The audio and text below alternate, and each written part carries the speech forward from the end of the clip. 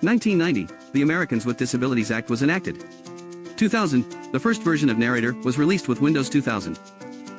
2008, the Microsoft Disability Employee Resource Group was started in Redmond, Washington. 2011, the first Microsoft Ability Summit was held in Redmond, Washington. Pictures from previous Ability Summits. Satya Nadella, Microsoft CEO. For us, it's not just about falling in love with new technology, but it's about being able to apply a breakthrough in computer vision and creating an application like Seeing AI. If I see what has happened inside of Microsoft in the last 4 years or so, well, there's been a renaissance of sorts where people have come together and said, let's embrace accessibility, and all these technologies we talk about all have come out. It takes a village of passionate and talented people to drive change. You are the driver of innovation. Jenny Lay-Flurrie, Microsoft Chief Accessibility Officer. This is a journey. This is not something we claim to be the best at. This is something that we will continually learn. And we're really proud. 2020, now we are facing new challenges. But with every challenge comes the opportunity for innovation. Welcome to the first Virtual Ability Summit. People meeting on Microsoft Teams.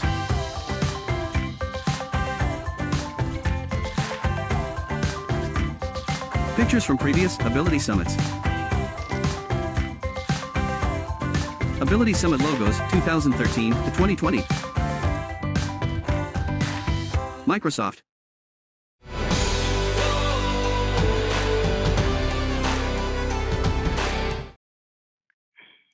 Welcome to the Ability Summit 2020. My name is Felony Cianci, and I am a program manager on the Microsoft Edge team. Today, we celebrate the Ability Summit's 10th birthday.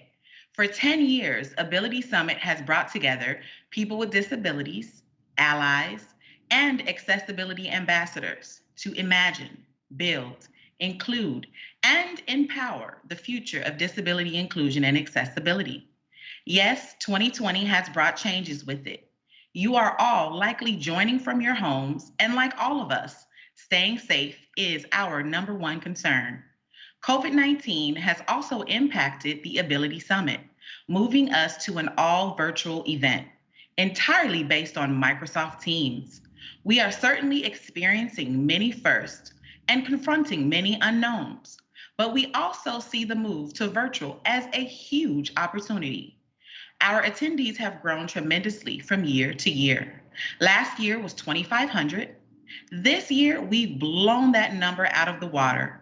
What tremendous growth. And we are not alone in this journey. We are joined by other companies, WPP, Channel 4, Accenture, Walmart, and others to present alongside our Microsoft speakers. We are so excited to share all of their wisdom with you. Our first speaker of the day is Jenny. Jenny is the Chief Accessibility Officer at Microsoft, leading the company's efforts to drive great products, services, and websites that empower people and organizations to achieve more. Please welcome the Chief Accessibility Officer at Microsoft, Jenny Lay-Flurrie. Good morning, good afternoon, wherever you are in the world, and welcome to Ability Summit. We are thrilled that you could join us and thrilled that this is our first virtual summit that's also fully open to the public. It is our 10th. It's a bit of a birthday for us. And I did spend some time over the last few days going back to 2010. And I went back and checked out all the emails. And it started with a very humble gig. The humble promise of Ability Summit back then was to bring together people with disabilities to have conversations about what was going really well, what were pain points, what were their dreams. If you had a magic wand, what would you do? The goals 10 years later haven't really materially shifted. We've definitely grown. We had 80 people in the room throughout the course of the day 10 years ago. We don't know what the numbers are yet, but we know there's a lot of you, and we're so grateful for your time today.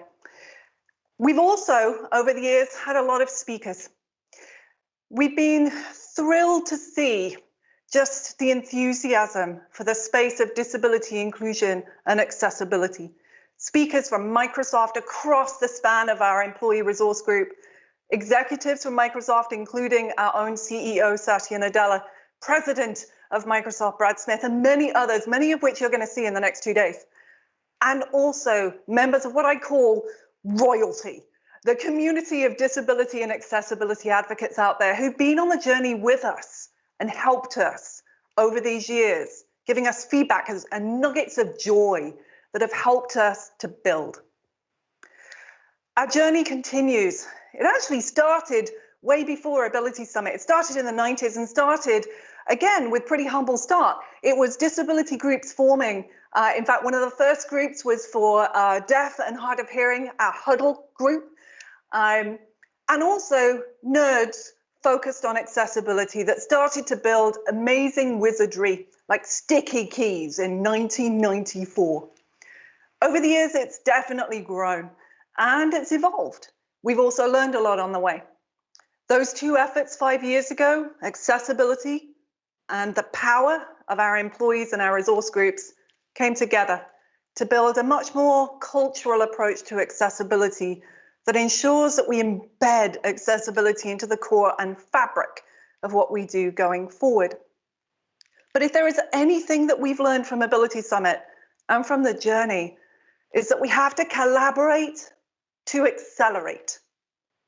And that's why we're also sharing a lot more about our journey. You're going to hear more about it today. You're going to hear a lot about it in the next 2 days and the journey of other advocates, partners, and customers. Because if we work together, we really can make accessibility something a lot more systemic in our culture and society. One of the things that we're sharing today is the accessibility evolution model. This is something that we started 5 years ago because you've got to manage accessibility like a business to ensure that it's durable, to ensure that it's sticky. We took 2 maturity models that are out there today, amazing models, one from Carnegie Mellon and another from an accessibility consulting firm, Level Access. We poured all over those.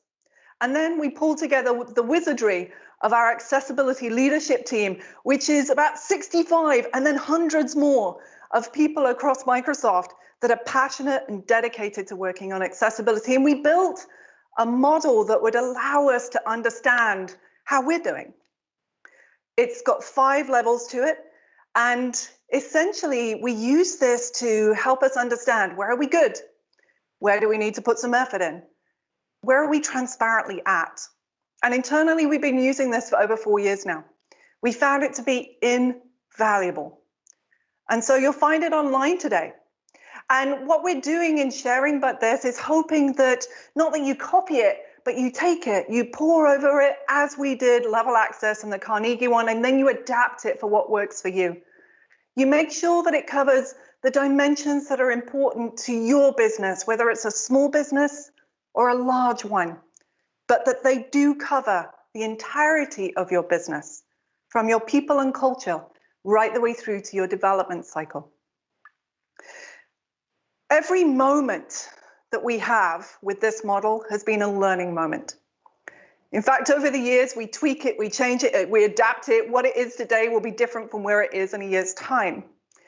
Because every piece of feedback we get, we use and we churn and we adapt it into how we approach.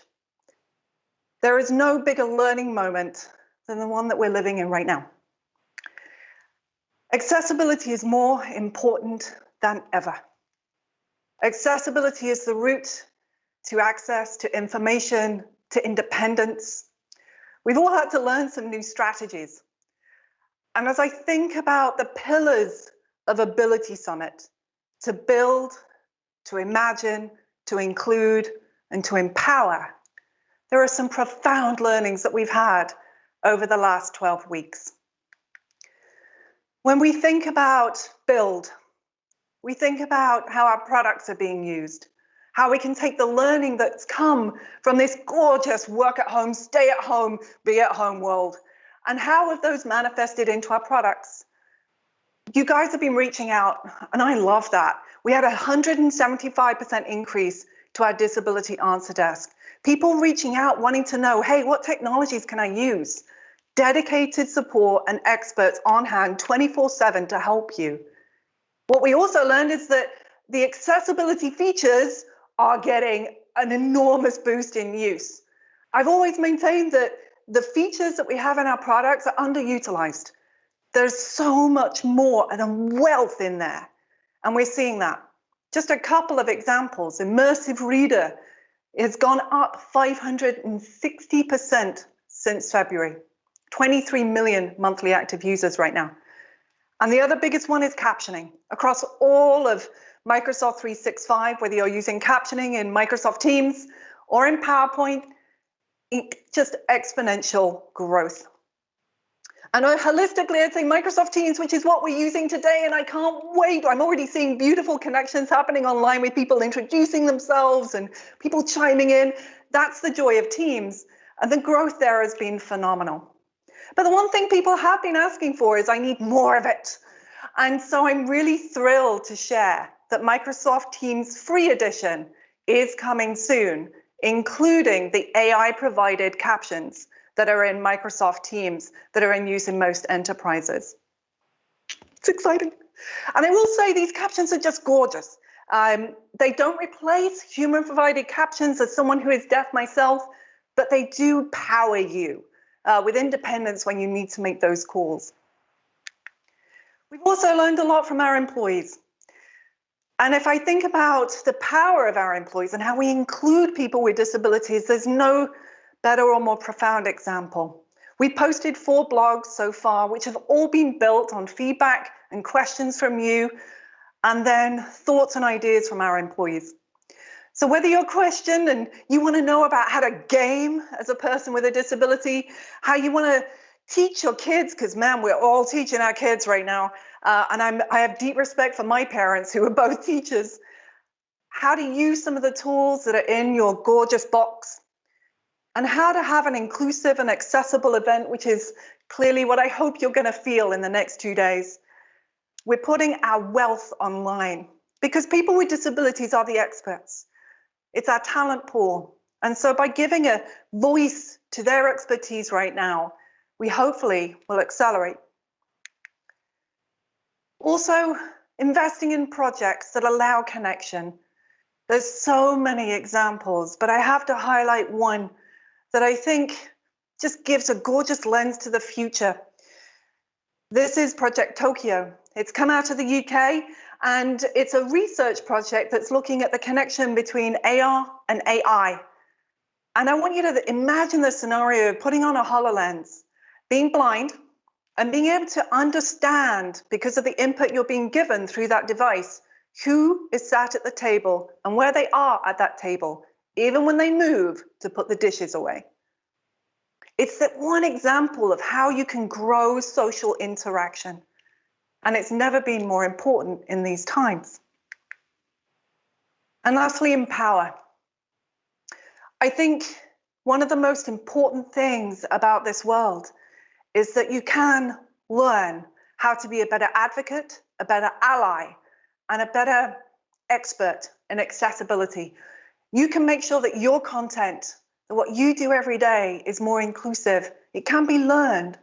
And in fact, internally over the last year, we put an accessibility badge out to our employees, something that you could take, you could wallow in, you could take some videos, take some tests, which are not easy, by the way. Make sure that you watch the videos. And then you would get a badge that appeared on LinkedIn, and many of you will have seen those badges from Microsofties being posted. Today, we are putting that badge online. It doesn't include all of the Microsoft nerdery. We've taken out some of our acronyms, but it does give you the power and the information to learn it. So if you are invested and you want your badge, I encourage you to go to aka.ms Accessibility Fundamentals to learn more. Just 4 examples of how we're learning in these times. We got a lot more to learn. And I couldn't be more thrilled to have you all here over the next 2 days. Over 80 speakers, 22 breakouts, tons of NGOs that have been posting their content and product demos all online for you to check out in your time. If there's any goal that we have for Ability Summit, it's to collaborate, to accelerate. There are some big demographics out there that we have the power to change, whether it's an unemployment rate, a productivity rate, or just feeling independent. Technology has the power to do that. And by sharing the wealth, then we can move faster on those goals. So I encourage you, in fact, I implore you to lean into the power of Microsoft Teams as you walk through the next 2 days, to stay focused on the amazing content that you're going to hear from speakers, not just from Microsoft. In fact, 40% of our speakers are not Microsoft folks, and to listen and wallow and to bring your ideas, pop them into the chat windows, tell us what you think. Because if we collaborate and we are better together, we will accelerate. And so from the bottom of my heart, thank you for being here. And now it gives me the deepest pleasure to introduce the next segment. One of the greatest pleasures has been working in this company with one of the most amazing leadership teams.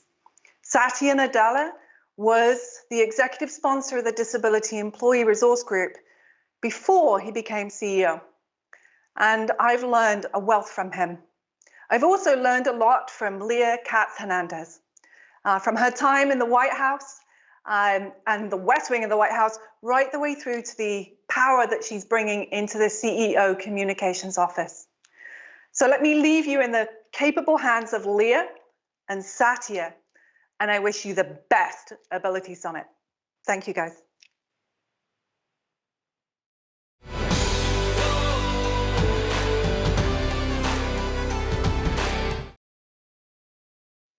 Thank you, Jenny, for that beautiful introduction.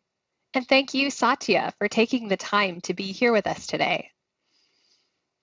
It is a big honor to interview you and discuss a topic that is personally important to both of us. As a person who is deaf, I use ASL, American Sign Language, to communicate. I'll be asking you a series of questions, and as you see me signing on the screen, my ASL interpreter is voicing what I'm saying. Now, I remember when I first arrived at Microsoft as a new employee, and you made the time to stop by my office and learn the sign for welcome. Thank you for doing that. Thank you. You've been passionate, really very passionate about accessibility for a long time. You've been the executive sponsor for our Disability Employee Resource Group, and you've spoken at this event many times. Can you share with us what accessibility means to you? Again, thank you so much, Leah, for being at Microsoft, being such an inspiration, and doing what you do. I really admire the work you do, and it's great to be working alongside you.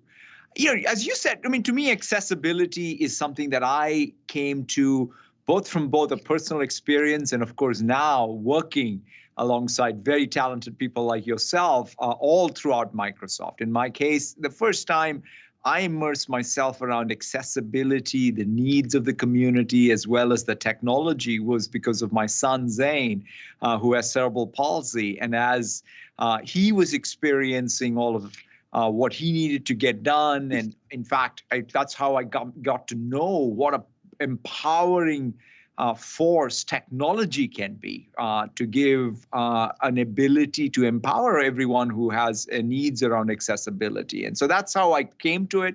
But quite honestly, the last, 10 years or so that I have been very actively involved with this accessibility community, I've learned so much about what universality there is in the needs of the community here. Because the more we understand deeply how to empower everyone, we can, in fact, advance technology and benefit everyone that much more. And so that's, I think, been one of the blessings for me to be involved in this. And it's just been a great learning experience and a great experience of impact. Wow, thank you. Empathy has been core to embedding accessibility into the DNA of Microsoft. What would you say are the core tenets that have powered Microsoft's accessibility journey? Yeah, I mean, the core is to recognize that you need to first work on a culture that truly gives importance to, I would call it that universality in the design aesthetic of a company like Microsoft. I mean, don't get me wrong. One of the core things is we have a responsibility. In fact, there are laws out there that we need to conform to when building our platforms and tools. So as a platform and a tool provider, we needed to make sure we are doing everything to make our software accessible. But really, we had to go one step beyond that. To truly do that, we had to first work on our culture. And that culture starts by looking around us, right? I mean, to be able to take everyone who comes to Microsoft, irrespective of their needs, how do we empower them so that they can fully participate in our culture, fully participate in our company and our innovation and our work. And that's what I think has been the market change at Microsoft. That deep empathy for people we work with, deep empathy for the needs out there in the marketplace. That's been translated into this cultural underpinning. And quite frankly, right now, we even have, for example, an assessment tool which any one of our own teams can go run through and see how ready they are. How do you onboard an employee who needs some accessibility help? How do you truly both use technology and the people connection there? That's something that I think only comes when you take the culture element, and then that allows you to build all the capability, which we need a lot of. But before capability, you need the culture. That is so true. It's very important. Next question for you. What advancements are you seeing in accessible technologies? Broadly speaking, I think some of the AI technologies that we have, especially as we are increasingly getting better at being able to even combine, I would say, speech, vision, and text, and build some of these large-scale AI models, I think we will have increasingly bigger and bigger breakthroughs. Some of the things that you see in Seeing AI are the beginnings of it. I would say, to me, it's still amazing that eye gaze as a modality of input is having such an impact. It's all started with Steve Gleason challenging us and saying, what is a way for him with ALS to be able to communicate? And that led to what is eye gaze technology now in Windows. And it's just tremendous to see people being able to play even games, which is a high precision activity so far, with just their ability to control their gaze. Even what we are doing, as I said, with captions on Teams, the ability to use that language understanding in real time to be able to help people follow along in meetings is another capability. The Xbox Adaptive Controller, that is another one of those examples of how technology there, I would say everything from the packaging to the very product concept, I felt was very well thought out with the needs of the community here. And so we have lots of innovation, but it's really more than any one innovation. It's that ability to think about universal design and accessibility, not as something that you do after the product has been created, but at the core of how you build products, I think is just fantastic to see. Yes, we are currently living through absolutely unprecedented times as the world is currently being impacted and disrupted by coronavirus, especially the disability community. How do we innovate in the post-COVID era? And what is the role of technology in inclusive economic recovery? Yeah, I mean, to me, this is something, again, we're all in the midst of, we're learning a lot. I think the first responsibility all of us have is to ensure that we use all the power we have of technology to ensure that people are safe. So, for example, anything that we can do to keep vulnerable populations, many people with disabilities, in many cases, are more vulnerable. So then enabling them to be productive participants where they are and using the technology, and also as they return to the workplace, ensuring that they remain safe. I think that that's a place where technology innovation in both self-attestation as well as testing and everything that it entails, I think is going to be an important element. But the second aspect of it is that how do we ensure that even when someone is remote, right? Because one thing that is, we have made progress in the workplace in making the workplace more accessible. Now, can we ensure that people, when they're even remote, have the same access, including, in fact, you've given us great feedback on all that we need to do, even in a product like Teams, so that it's really helpful for anybody who has accessibility needs. So what, some of the features we've introduced, like captions, are great, but we have a lot more to do. So I would say, even in remote learning, in fact, that read aloud features, the immersive reader features, those are so important for someone where a teacher is trying to communicate and the student is learning. And I think learners who learn differently need all of these tools. So I think that doing everything around skilling, access to technology so that everyone can participate fully well in our economy while keeping them and their communities safe, I think is the most important thing we can do to really help have an equitable world going forward. Thank you for saying that. I just want to add too that it's been very humbling and very inspiring to be part of that progress that we're making moving forward. So one last question for you. Any final advice you'd like to leave the audience with?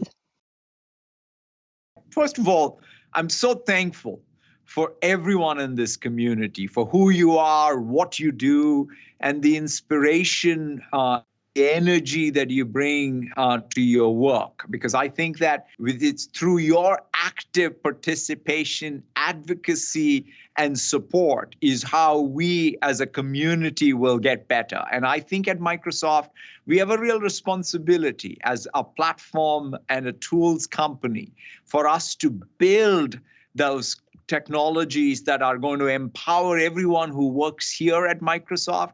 And as we do that, we will be able to really serve everyone in the world. So really, thank you very, very much for everything that you're doing. And I love this event because I think this event even brings out everybody, their ideas. It's a galvanizing force for the entire company.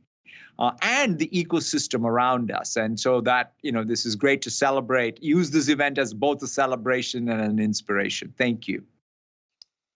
Incredible. Well, thank you so much for being a part of it and taking the time to share your remarks with all of us today and everyone who's watching from home. It has been very deeply insightful. And thank you, everybody, for tuning in.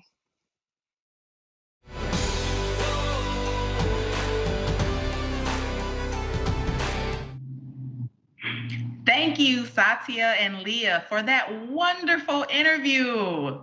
We have to collaborate to accelerate. And before that capability, we need the culture. And that is so true that I've experienced at Microsoft myself as well. Now, we have a great panel lined up to talk about the past, present, and future of disability inclusion. Eric Bridges is the Executive Director of the American Council of the Blind and has been a true advisor to Microsoft over the years. John Robinson is the President and CEO of Our Ability and a keynote speaker at our first Ability Summit 10 years ago. Caroline Casey is an award-winning social entrepreneur and a founder of the Valuable 500. Lastly, our moderator, Jill Houghton, is the Executive Director of Disability In, an organization that has been with Microsoft since the beginning of our disability inclusion journey. Take it away, Jill.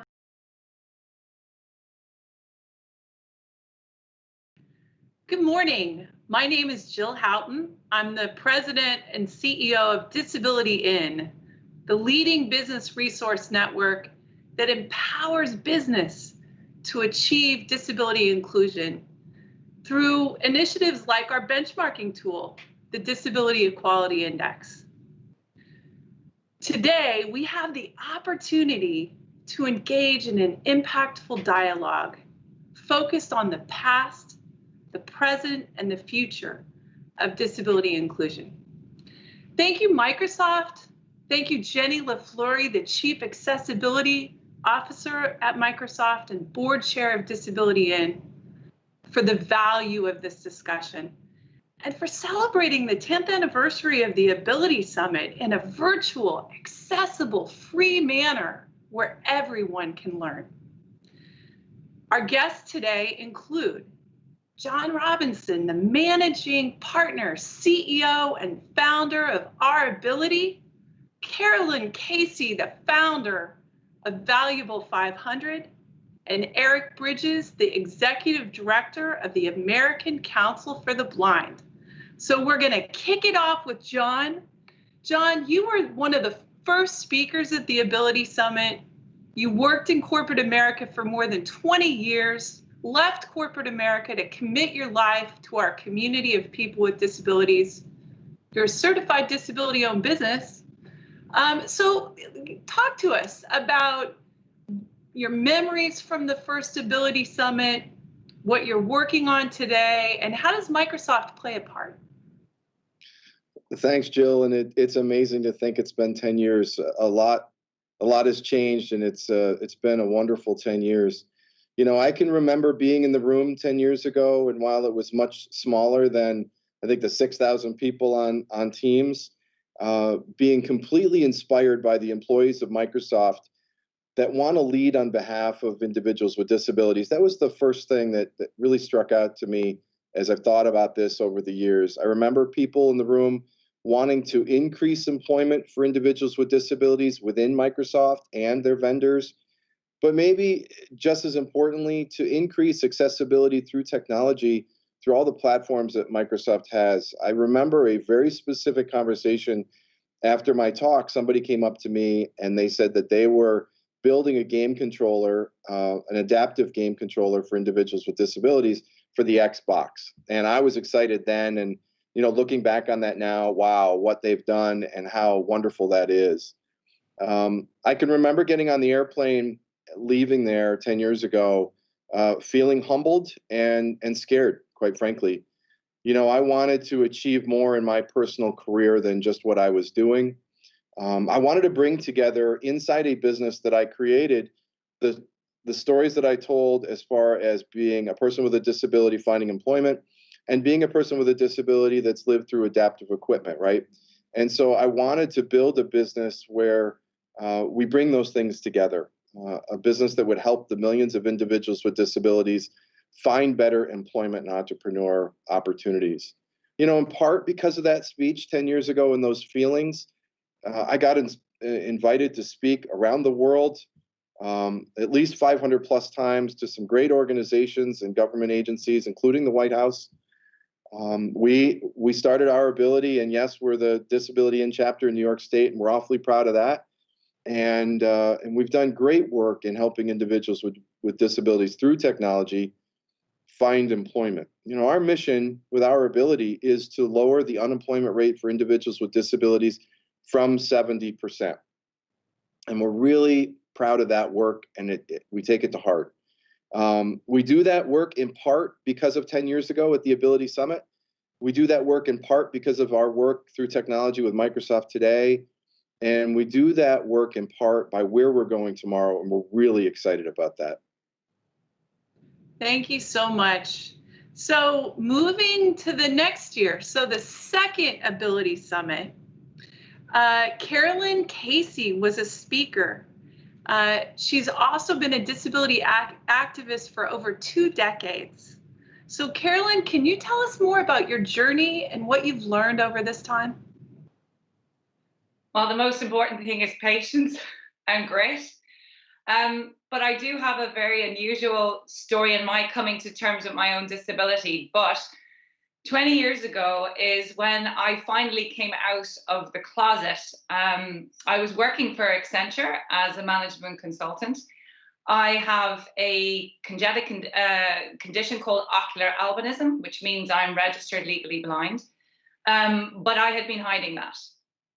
And that's 20 years ago. Because there were very few people that I could see who had a disability and who were living the life that they wanted to live.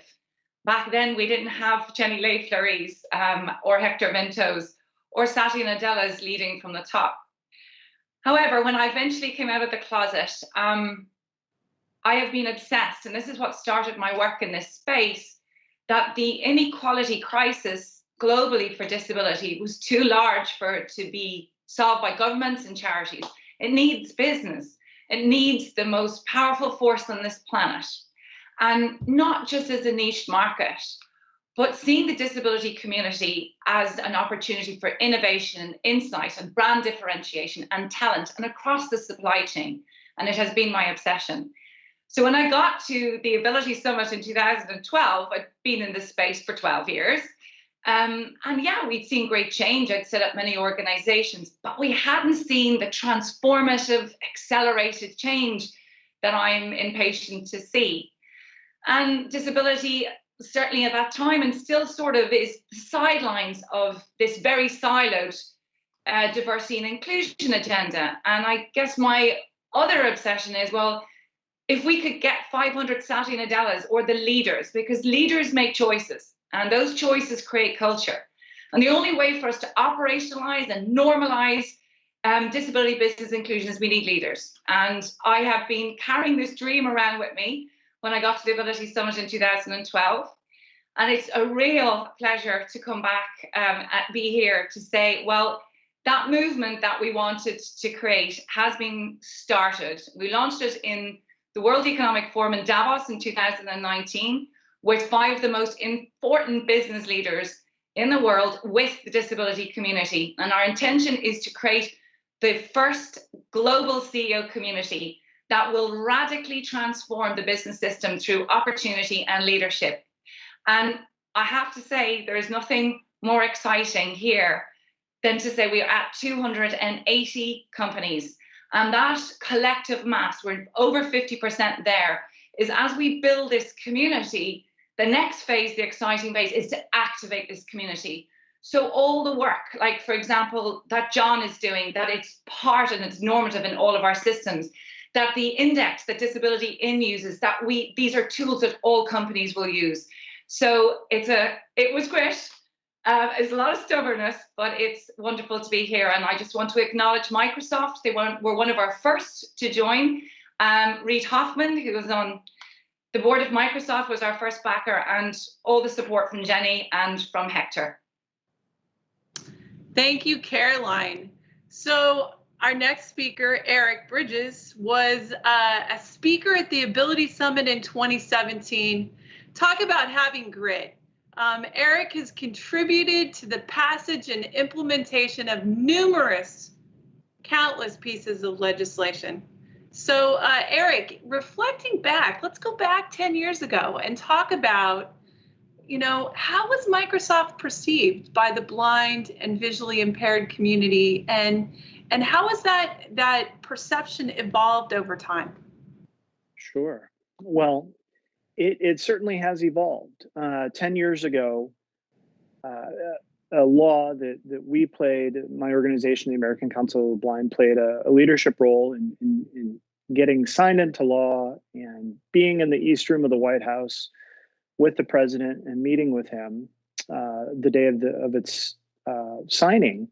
The 21st Century Communications and Video Accessibility Act. It really sought to level the playing field as it pertains to consumer electronics and requiring certain levels of accessibility to be built into devices like smartphones and televisions and other things.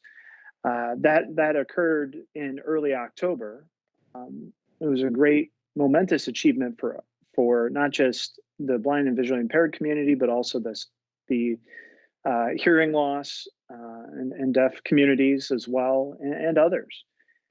Then to fly out to Microsoft and be a part of a global blindness and visual impairment leadership summit for 2 days, where a series of executives came to meet with us to talk about accessibility and to hear from the new president of the Windows Phone division.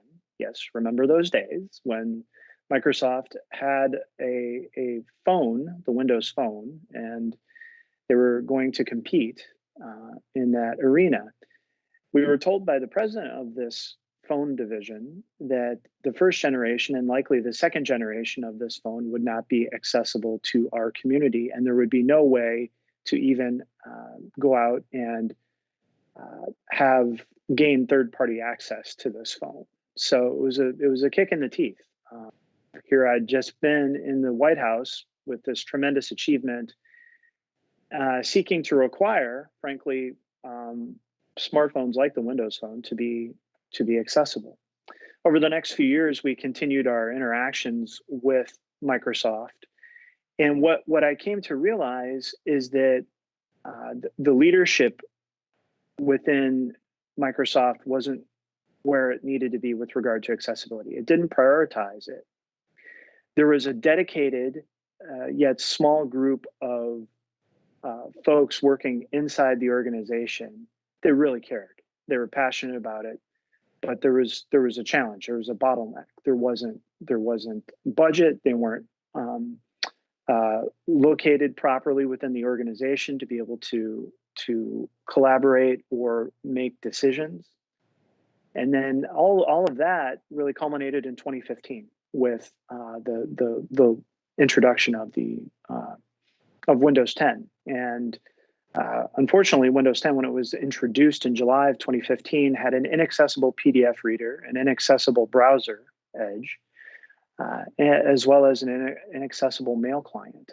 And from that point on, we had very direct discussions with Microsoft to talk about this being part of a broader problem. And very fortunately, in late 2015, Satya Nadella made the very intentional decision to prioritize accessibility. And boy, have things changed over the last 5 years. Jenny Lay-Flurrie was named Chief Accessibility Officer. They were given budget, but even more importantly than just budget, they were also given better visibility within the org, the entire org, across all divisions. Scorecards were created. Actually, accessibility became a part of the scorecard so that divisions would be held accountable for products and services and their level of accessibility. The other crucial component is Microsoft is actively engaged with our community as well as the broader disability community to ensure that its products are more accessible, and not just accessible, but easier to use. So things have come a very long way. So I think what you've all pointed out is that, while things have changed, 10 years ago, we were really focused on the why. And here we are celebrating the 10th anniversary of the Ability Summit, and things are starting to change to the how. How do we advance disability inclusion and equality? So with that, I want to kick it to John. How can business use their experience? How is technology important to individuals with disabilities in their lives moving forward? Technology is the great equalizer. And I think that's what we have to come to understand. We're 10 years since the beginning of the Ability Summit. We're 30 years under the ADA. Technology is great for us. Universal design is good for everybody. We all understand that, but it makes our lives that much more inclusive. And if you look at the Xbox controller conversation 10 years ago, I had a big smile on my face, not because I'm a gamer by any means, but because I knew across the spectrum of Microsoft that one conversation would lead to so many more. And you look, as is said, you look across all the platforms throughout Microsoft, and accessibility is built into it. So technology is that equalizer. And also, there have been studies that have shown that social media is more inclusive than any other community or area in our universe, that it's our lower point of entry for us to get involved in.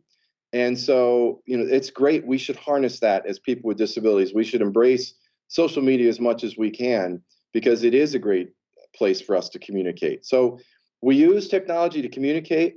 We use technology to game.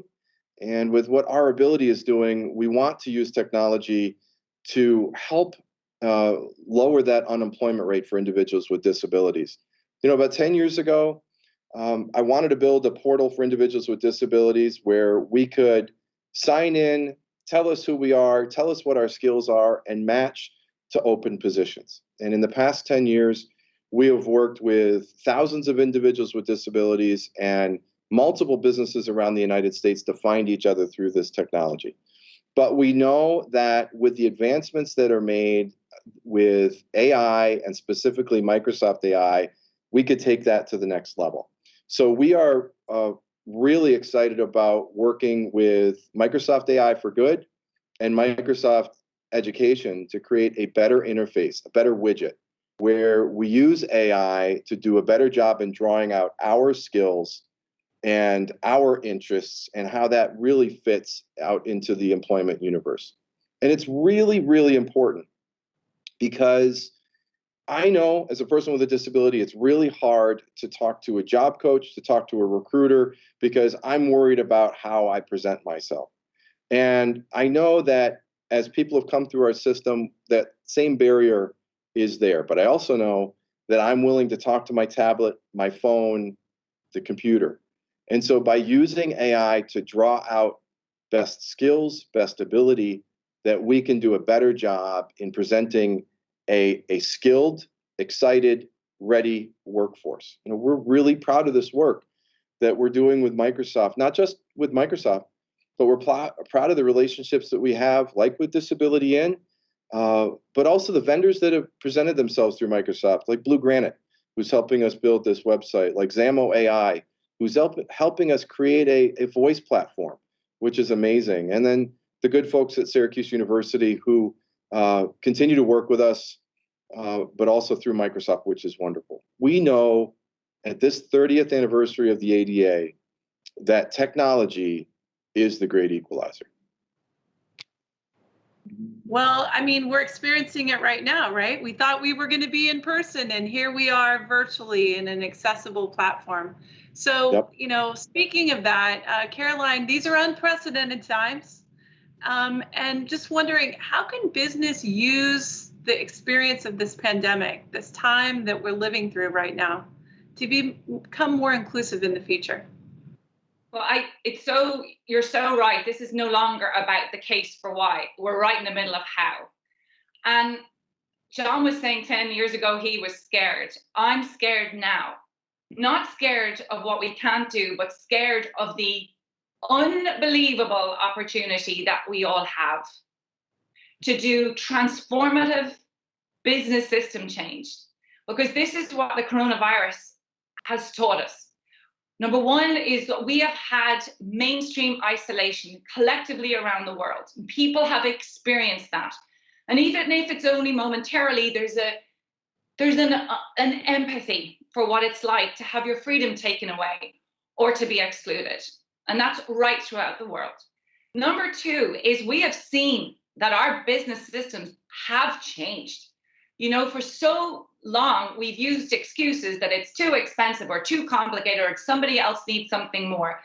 And we have watched how our business have supported people working remotely, and we've turned it as flexible and agile. So we know the system can change, right? So that's the second thing. Third thing, we also see that this community, the disability community and their families, are a great source of insight and innovation when we really need it. You know, John talks about universal design. We've never needed it more. And as we go back into resetting our business systems and our societies, we have to think about things differently. And so I think that's a huge part to play. But lastly, well, two things. Lastly, is that we've seen that business leaders want to be connected with the disability community because they see it as essential for future-proofing their business for pandemics or emergencies that come. And also that the issue of diversity and inclusion is moving away from D&I, but into sustainability. And as we sit here right now, and to Eric's point, he made it better than anybody, we need this leadership. And with the valuable 500 at this sort of 280 mark, What can we do together? Because we're here to reset that system.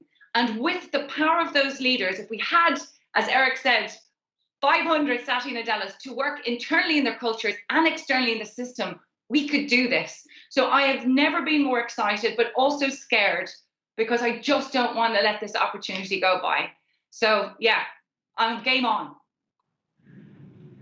So yeah, in Jenny's words, game on. And speaking of game on, so Eric, in the next 10 years, what, are there a couple things that Microsoft and companies can do in partnership with the blind and visually impaired community to innovate, to solve significant, long-standing problems?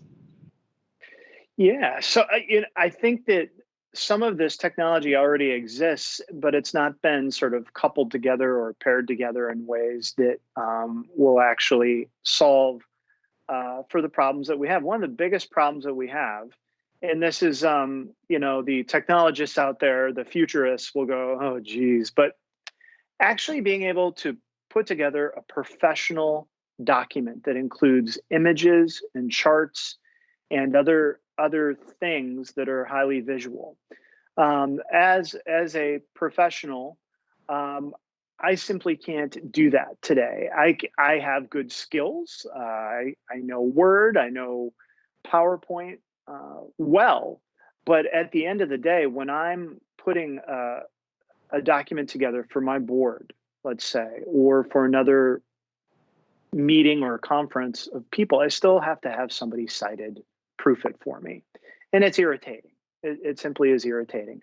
I think that there are ways that AI and the cloud can work together. Microsoft's already proved this in some other areas, but ways that AI and cloud can work together to allow me to have a professional document and to be certain myself that it is, either through pointing out where I need to make changes or just magically making those changes for me, which Microsoft does in lots of instances. The biggest component for all of this, whether it's this or the mobility stuff that I'm going to talk about in a moment, is the KISS principle. Keep it simple, make it intuitive, just make it work.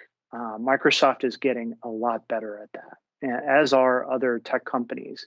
There's still a learning curve that my community has to journey on to be able to gain access to certain things. And to a certain extent, there is a need to learn.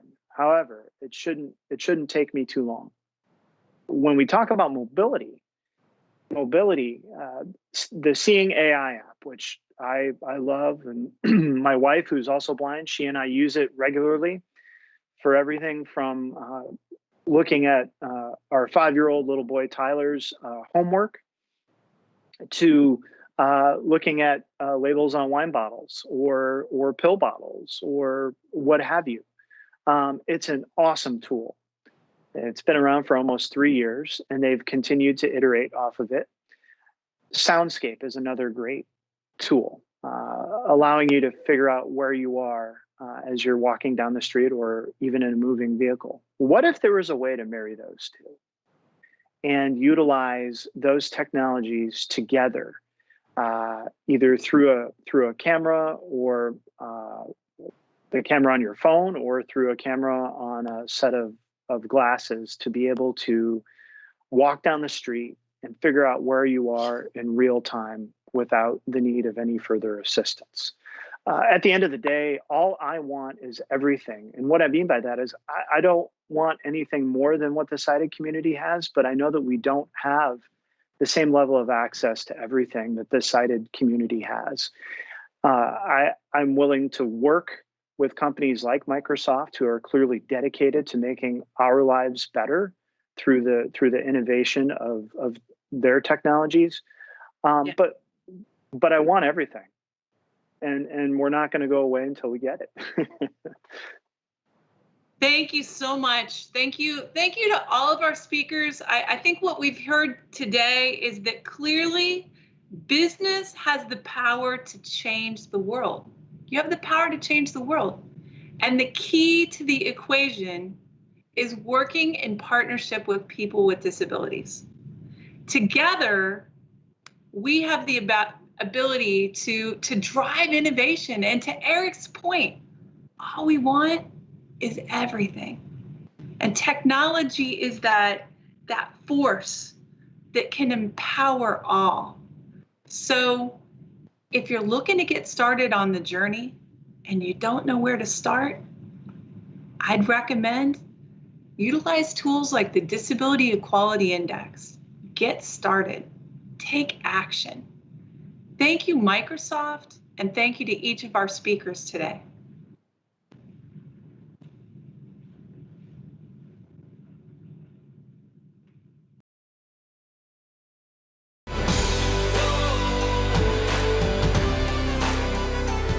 For those of you who don't know me, my name's Dave McCarthy. I'm head of operations for Xbox and the corporate vice president responsible for delivery of services across the world for gaming. And I'm really honored to be here today on behalf of everyone at Team Xbox to give you an update on what's going on in our world right now. It's a very interesting time, as I'm sure it is for a lot of you. And of course, a specific deep dive into what we're doing in the accessibility space and making sure that Xbox is indeed a place where everyone can have fun. You know, I've been in gaming for over 25 years now, and one of the reasons I love to be in it is this belief that a lot of us in Xbox share, that gaming is such a great unifier. And during challenging times like this, a lot of us are really happy for gaming in our lives. Gaming can be a wonderful form of escape when you need it. It can be a wonderful empathy building tool, allowing you to walk in the shoes of others. It can be an education tool. Witness what's going on in areas like Minecraft education right now. And of course, it can be a great connector, whether that's doing a school graduation in Minecraft or just connecting over games and game chat in Xbox Live.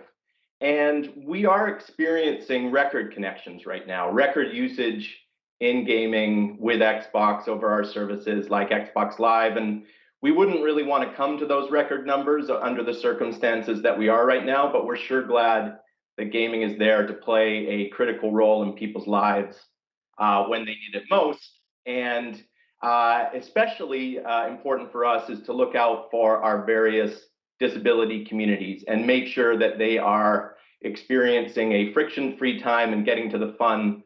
We've invested in accessibility in Xbox for quite some time now. And for those of you unfamiliar with what we do on the console, we've got a range of features and assistive technologies. In the vision space, we've got things like Narrator and Magnifier and high contrast mode that allow for navigation of menus on the console.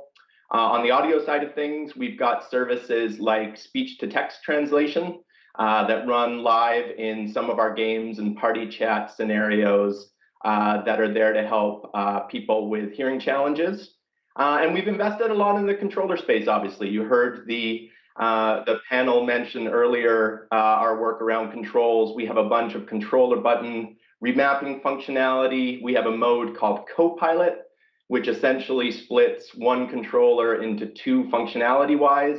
And that's what allowed us to build something like the Xbox Adaptive Controller, which is a device that has taught us a lot as an organization about how to engage and get connected with our communities to inform our accessibility journey and do the right thing for gamers to make sure that everyone can have fun. And the results have been amazing for us, and we continue to invest in this space. I also thought it would be useful, given it's Mental Health Awareness Month, to mention the role of content in our gaming ecosystem and how they can be used to build empathy, and call out two titles specifically that are actually in our Game Pass subscription, which gives you access to hundreds of games on console and PC. I wanted to highlight Hellblade, which is actually a title out of our first-party studio, Ninja Theory, in the UK, and it puts you in the shoes of the main protagonist who is experiencing psychosis, and is a great empathy tool on that side. Another game to call out is Fractured Minds. It was actually developed Solo by a 17-year-old girl by the name of Emily Mitchell. Awesome story, and it deals with her struggle with anxiety and depression. It's an awesome chapter-based experience. I highly recommend you check it out. Fractured Minds was the name of the title. Speaking of Game Pass games, there's actually one more I want to call out here as we transition to our next gaming segment, and that's Forza Motorsport 7. It is not unheard of, actually, for me to get onto Xbox Live and play a little Forza Motorsport 7 with a friend or colleague, as I did earlier this week with Katie Jo Wright, who's my friend and teammate here in Xbox. And I'm going to give full transparency to the summit here in terms of, we actually recorded that segment last week. We're live now from my home, but this was recorded last week. Katie Jo and I got on Xbox Live, and we thought we'd pull it off. I'd put the same clothes on, and it would be just fine. And then yesterday we realized I'd been growing a quarantine beard for about 2 months and decided this past weekend for my 15-year-old daughter's birthday that she could shave funny shapes into it. Well, that really took the mystery away, and I had to get clean for Jenny here and make sure I was presentable today. So it is a tape segment, but we thought it was worth sharing with Katie Jo and I, and we'll run the video and hopefully you enjoy that. Katie Jo, how are you? Hey Dave, good. How are you doing? I'm great, thank you. For those of you who don't know Katie Jo, she's the director of our Gaming for Everyone initiative in gaming, which is our push for product-led inclusion and trying to make Xbox a place where everyone has fun. I know she's been at the summit here before. And Katie Jo, we're hanging out now in Forza Motorsport 7. I see you're in the main in-game menu here. I am. I would much rather play a game instead of continue working. So let's get into it. Awesome. So I see you're going to some of the assistive features here in the game. Did you want to highlight briefly kind of some of the stuff we're looking at on screen here? Yeah, sure, absolutely. So one of the reasons that I love Forza Motorsport 7 is because there's so many different ways that you can customize your own experience in the game. So here, there's a lot of different settings that you can change at a whole level or setting at a time, like from braking or steering or traction control. There's just a lot of different ways that you can set the game to make it suitable for however you want to play that day. So it's really fun. I know some of my favorite features on that front are the driving line, the assistance line that you get, so you kind of understand based on color coding where to brake and where to accelerate as you go into various corners. And of course the rewind feature. Who doesn't like a do-over, right? And I need a lot of them when I race, as you are about to see. So what are we seeing here on screen? This is the start of a race between you and I. What's going on? So we are off and running. So I am driving the blue McLaren and am following that driver line, or the driver assist feature that you mentioned earlier. So you can see it right there where I'm following arrows, which it helps me figure out where to steer like that around the corners. And it's particularly exciting to note right now, see that you are behind me in that black car. So I am winning in this race right now. And even though I'm playing with the traditional controller right now, this game is fully accessible for anyone that wants to play with the Xbox Adaptive Controller. If that's the way that is easier for you to play, this is a great game for that too. And I also just want to call out that I'm still ahead. Yeah, thank you. Yeah, I've seen a really cool setup with the Xbox Adaptive Controller and a sewing machine pedal to work as a gas pedal, so figure that one out. The other thing we should mention too is our real-time game transcription services work on here, right? So if we're using our voice here, we can get that real-time text translation going. Forza Motorsport 7 was one of our first games to feature it, and it's a great assistive technology that's in the game as well. Absolutely, and I'm loving too, as we're driving around this track, that we're seeing lots of fans cheering on the sidelines. They're going to cheer for my victory in a second. We shall see about that. Oh, winner, yeah. Winner.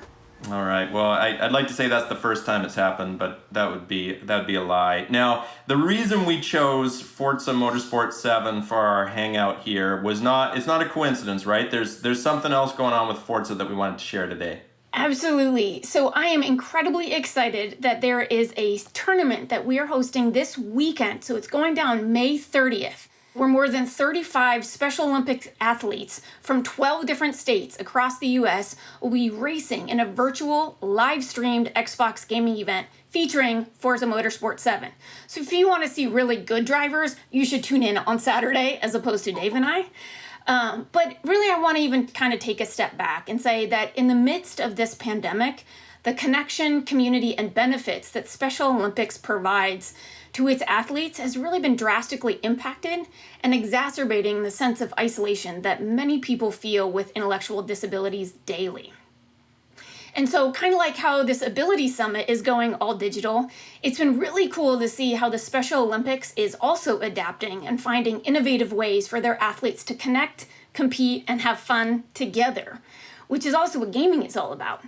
And so we're proud to be supporting their mission and using gaming as a virtual platform to keep the competition going.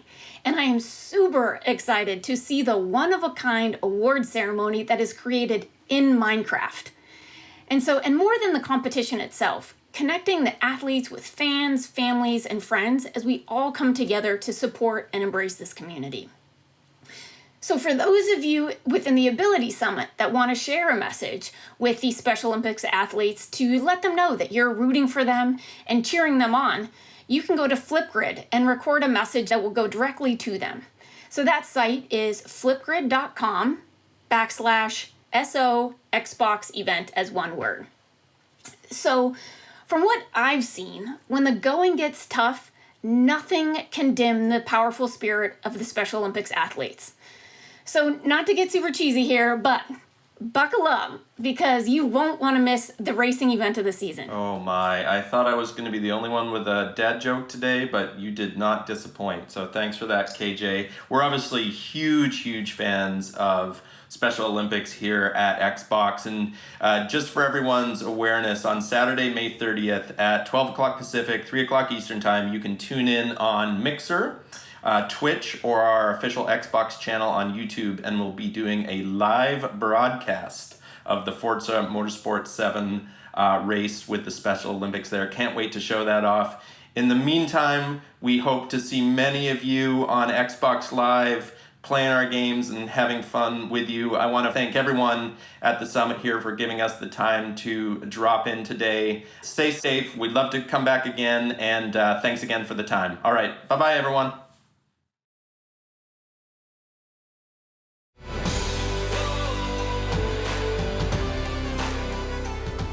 Hello, everyone, and thank you for being a part of this year's Ability Summit. We're really honored to have you join us from all around the world as we talk about an incredibly important priority for this company and really for the world. It's a great chance to reflect. A year ago, Jenny asked me to do a Q&A. And when she asked me to join you all again this year, it was a chance to reflect on where we've invested and made some progress, and frankly, how much progress we still have to make. I thought I'd talk about really 3 key areas for us that I spend a lot of time on, as well as our senior leadership team.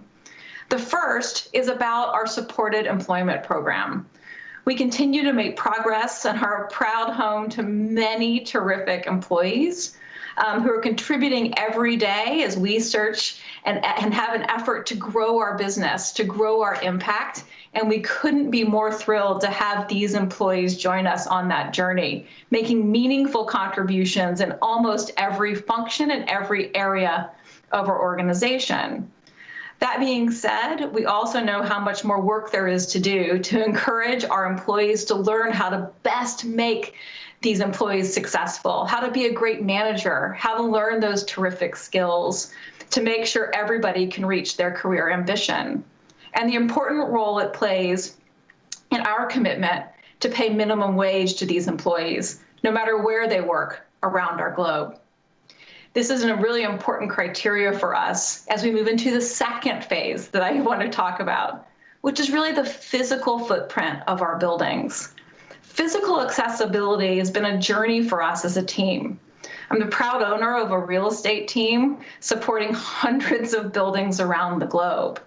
We've gone through, as we talked about last year, and set a bar for all of our facilities. This bar is above the globally required standards. We meet those, of course, in every region, but what we do and want to do is to raise the bar for that inclusion and the feeling of being able to really do your best work every day. For us, over the past year, that has meant a 20% increase in the number of our buildings around the world where we have invested to raise that bar of physical accessibility. That being said, we have a ton of work to do. We still have many buildings where we continue to make that effort. And of course, in the middle of this situation, we're anxious to be able to get back to our work sites when it's safe for everyone to be able to continue to invest in that priority. And of course, the third is our vast supplier network. We've worked really hard on two things in the past year that I talked about. The first was getting the data. We have a lot of global suppliers, as do so many of you all and employers around the world. We wanted to make sure that our suppliers understood the seriousness of our commitment in terms of having them sign a supplier code of conduct every year that includes an understanding and language regarding accessibility. We've then encouraged and delivered training, not only to our suppliers about the seriousness of this commitment, but additionally to our employees to educate them about how important it is to hire suppliers who have invested in the training and tools to make their work meet our accessibility guidelines. We've realized that empowering our own employees with that knowledge makes them great allies for the work and really has enabled our suppliers to differentiate themselves. We've heard from our supplier chain that their investment in this work has made the work better, has made their employees realize the importance of that work, and frankly, has had our own internal systems be able to look and see where and when we've made sure to hire these suppliers that meet that bar. I'm really proud of the progress we've made in supplier network, but there's still work to do. We only have data on about 80% of our supplier base, and we're working to get that to 100%. And within that, we were really proud to see that 80% of those meet this bar, but that still means 20% do not. And we look forward to working with all of them to get them raised to that same level of commitment. When I look and say, I'm always proud when Jenny invites me to be a part of this event, but I will say it comes with an obligation for me to make sure I'm meeting my commitment to her, our broader community, and to the company to make progress on each of these things each and every year. We made progress this year and we have a lot more to do, but we're building momentum, and our commitment to be a leader for the industry and for other broader industries remains an important goal for me as well as the senior leadership team. Thanks so much for joining us, and I look forward to coming back and hopefully be invited next year to report on our progress.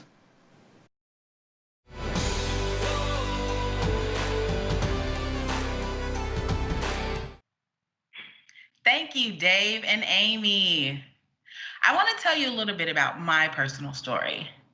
My journey with disability and inclusion is very arduous and sometimes sad.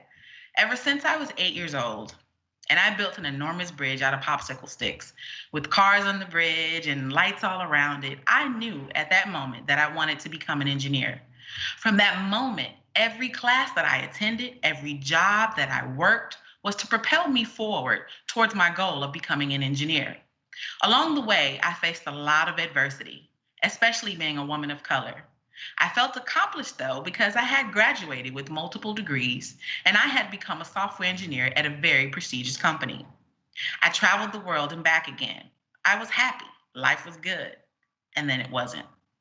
Flash forward to 2012, In a matter of 7 months, my entire world shifted from going about life as I usually did to not being able to get out of bed for days, weeks, and months.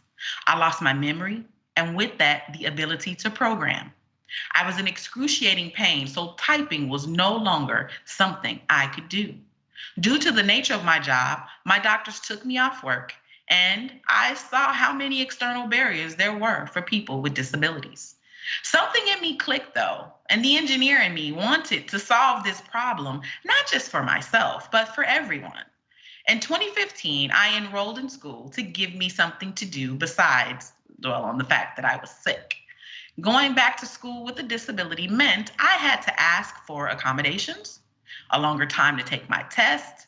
I had to ask for resources and tools to keep me from having to type. Living with a disability was challenging at first, mostly because my pride was in the way. Although my doctors had given me a diagnosis, I had not yet accepted the diagnosis. Receiving my diagnosis made me feel weak and vulnerable, and sometimes alone.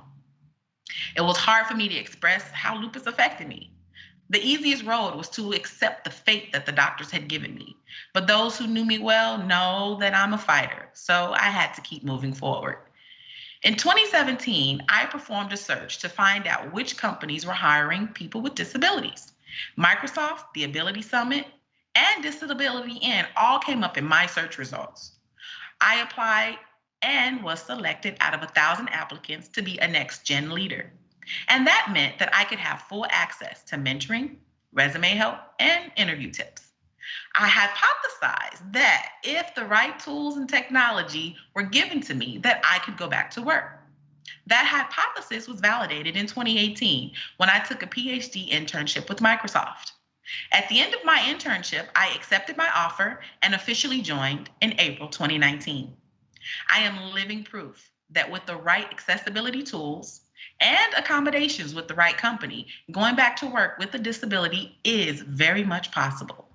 Every day, I am challenged in my role as a program manager, but I get to work with a fantastic group of people who educate me and I educate them all the time about what it's like working with a disability. While choosing to disclose your disability is an individual choice, I choose to disclose my disability so that I can educate my colleagues to help foster an inclusive environment. Disability inclusion is possible when we take the time to learn about others. Accessibility is possible when we take risk to make products around us that are better for everyone. 8 years ago, my doctor said I would never work again. With the help of Microsoft, in 2019, my disability attorney informed me that I was the first person from her firm to ever go back to work in 39 years. I am living proof that going back to work with a disability is not only possible, but it can also be exciting. I searched the entire country to find a company that would see me, my abilities, and everything that I had to offer, and the ability to foster an environment to help me grow. Microsoft is that company for me. It feels good to come to work every single day, bringing my whole self to work, even on the days when lupus drains my energy. Working at Microsoft with a disability gives me hope that my purpose in this world isn't over. Helping people to realize that going back to work is possible. It makes me realize I still have so much more work to do. Thank you very much for going on my journey with me. And I hope that you have a fantastic conference experience, that you take the information that is given to you, that you apply it, and that you go on your search for your journey for the company that is for you. I hope that I get to hear about your journey with Microsoft as well. I want to just talk about a little bit about our breakout sessions. We have some amazing breakout sessions for you to join over the next 2 hours. Our first group of breakout sessions will start in about 10 minutes, and the others will kick off at around 11:20. The easiest way to access the sessions is navigate to the top tab list and select the master session list. Here you will find a listing of all of our breakout sessions, and you can tab over to the direct links to join the team live events for each breakout. Within the same tab, you can link to the PowerPoint decks for each breakout session for any attendees that like to review either prior or during the session. You can also access our sessions by navigating to the announcements that are being made under the Day 1, May 27 channels. All channels are located on the left navigation page. 15 minutes prior to our sessions, an announcement will be made within this channel that will provide information on the session and the direct link to join the session. As always, if you need help, navigate to our event support channel on the left navigation page, or navigate to the How Do I tab at the top list for quick tips and tricks. We have a lot of content coming your way, so remember, all sessions will be recorded. If you need to duck out for any reason, you can catch up with the content after the event. Share. We encourage our attendees to engage via social using #AbilitySummit with photos and descriptions of your virtual experience. Thank you all so very much for joining us today here at Microsoft. I hope that you have an amazing conference experience, and I wish you all the best of luck. Thank you.